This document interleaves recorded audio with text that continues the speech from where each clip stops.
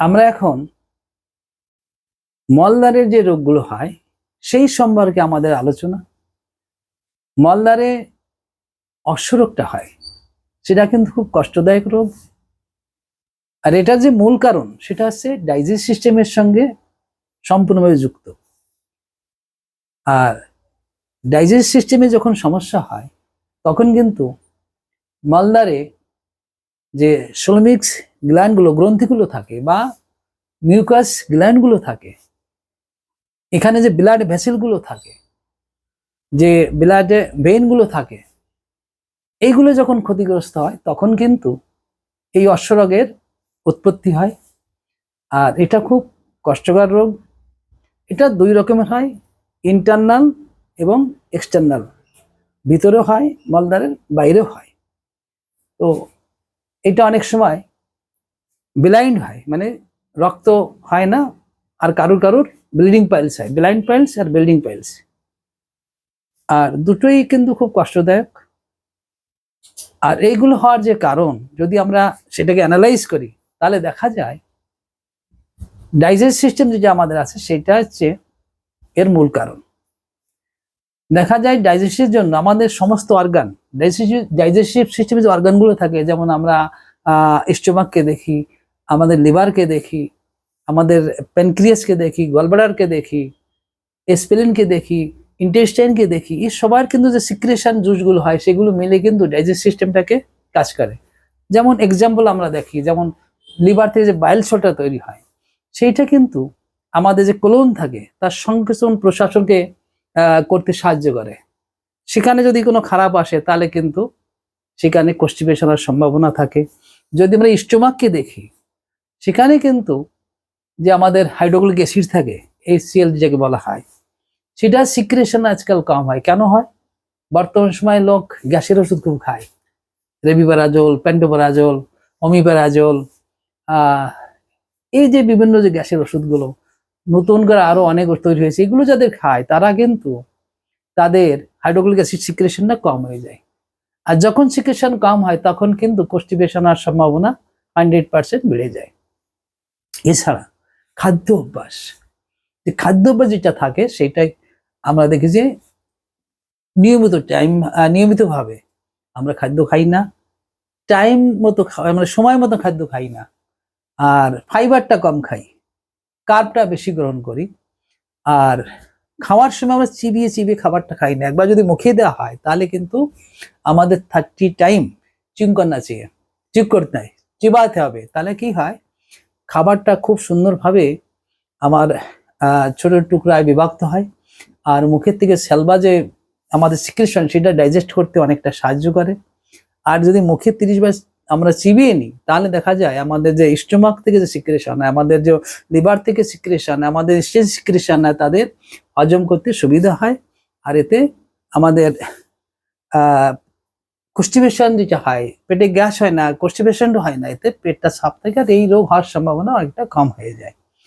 আর সঙ্গে সঙ্গে আমরা দেখি আমরা অনেক সময় জলটা কম খাই, জল কম খেলেও কিন্তু কনস্টিপেশনটা হয়। আর এই অনেকের যে হার্ড স্টুল থাকে, শক্ত পায়খানা হয় যাদের, তাদের কিন্তু যখন এই পায়খানা পাস আউট হয় তখন কিন্তু এই রেকটামের যে মিউকাস গ্রন্থিগুলো থাকে, গ্ল্যান্ডগুলো থাকে, সেগুলো কিন্তু ফেটে যায়, ক্ষতিগ্রস্ত হয়ে যায়। যে ভেইনগুলো থাকে, ব্লাড ভেসেলগুলো থাকে, সেগুলো কিন্তু ধীরে ধীরে ইনফ্লেশনে ফুলে যায়। এই যে ফুলে যাওয়াটাই আছে কিন্তু অশ্বরোগের সৃষ্টি। আর এইটা যতটা প্রেশার কম পড়বে, যতটা স্মুথ ভাবে আমার পায়খানাটা হয়, ততটা কিন্তু এই অশ্বরোগ হওয়ার সম্ভাবনা থাকে না। আর এছাড়া আমরা দেখেছি বিভিন্ন রকম রোগ, আমাদের যে পেটের যে রোগগুলো হয়, ইন্টেস্টাইনের যে রোগগুলো হয়, সেগুলো কিন্তু একটা বড় ফ্যাক্টর থাকে এই অশ্বরোগ হওয়ার। যেমন আমরা দেখেছি আমাদের ইন্টেস্টাইনের মধ্যে যেমন কোলনের মধ্যে কোলাইটিস থাকে, সেটা কোলাইটিস, আলসারেটিভ কোলাইটিস হতে পারে, আর এমনি কোলাইটিস হতে পারে। ক্রন ডিজিজ থাকে একটা, যেগুলো সিলিয়াক ডিজিজ থাকে যেগুলো বলি আমরা, এখানে IBS যেটা থাকে, এই যে রোগগুলো, এইগুলো থেকে কখনো কনস্টিপেশন, কখনো পাতলা পায়খানা। এই যে কখনো কনস্টিপেশন, কখনো পাতলা পায়খানা, এটা কিন্তু একটা বড় সমস্যা এই অশ্বরোগ হওয়ার পিছনে। তাহলে এই যে সমস্ত আসে আমরা দেখছি, এছাড়া আমরা যে মায়েদের দেখি, আমাদের মায়েরা আসে আমাদের কাছে, অনেক মেয়েরা আসে, তাদের দেখি, তাদের যে আমাদের যে 3 মাইনা যে আমরা দেখি সময়টা থাকে, তো প্রথম 3 মাসে অতটা সমস্যা হয় না, দ্বিতীয় যে 3 মাস থাকে সেখানে কিন্তু বাচ্চাটা একটু বড় হয়, সেখান থেকে তৃতীয় যে সেমিস্টারটা থাকে সেখানে কিন্তু এই বাচ্চারা যখন বড় হয়ে যায় তখন তার যে আমাদের রিপ্রোডাক্ট যে ক্যানেল থাকে আর রেকটাম আমাদের এইটা যে থাকে ইউরিনারি ট্র্যাক্ট যেটা থাকে সেইটার সঙ্গে যুক্ত হয়ে যায়, সে প্রেশার ক্রিয়েট হয়। এই যখন প্রেশার ক্রিয়েট হয় তখন কিন্তু কনস্টিপেশন হয়। আর এই কনস্টিপেশন হওয়ার জন্য এই যে ডেলিভারির পরে যারা আমাদের কাছে আসে দেখি তাদের অনেকেরই কিন্তু এই অশ্বরোগের সৃষ্টি হয়। তাহলে আমরা দেখছি এই অশ্বরোগকে ঠিক করতে গেলে আমাকে দৈনন্দিন জীবনযাত্রা, খাদ্য খাওয়ার সেদিকে লক্ষ্য রাখতে হবে, জলটা বেশি করে খেতে হবে, তাহলে অনেকটা যাদের ডাইজেস্ট সিস্টেম ভালো থাকে তাদের কোনোদিন অশ্বরোগ হয় না। মেয়েদের ক্ষেত্রে যাদের বাচ্চা তাদের ক্ষেত্রে আলাদা, তাদের একটা সিচুয়েশন এমনই হয়, সেখানে হয়ে যায়।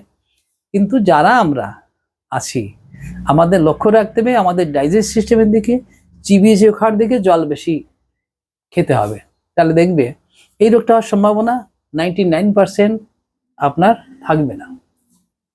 আর এই রোগকে ঠিক করতে গেলে আমাদের যে পেথি, আমাদের যে এই যে পেথি দেখছি নেফ্রোপ্যাথি, এই herbal medicine, plant bed medicine, এখানে অনেক দিন আমি আগেই বলেছি পেটের জন্য খুব সুন্দর সুন্দর ওষুধ আছে, পেট কনস্টিপেশনের জন্য খুব সুন্দর সুন্দর ওষুধ আছে, যেখানে একদম সুন্দরভাবে পায়খানা হবে।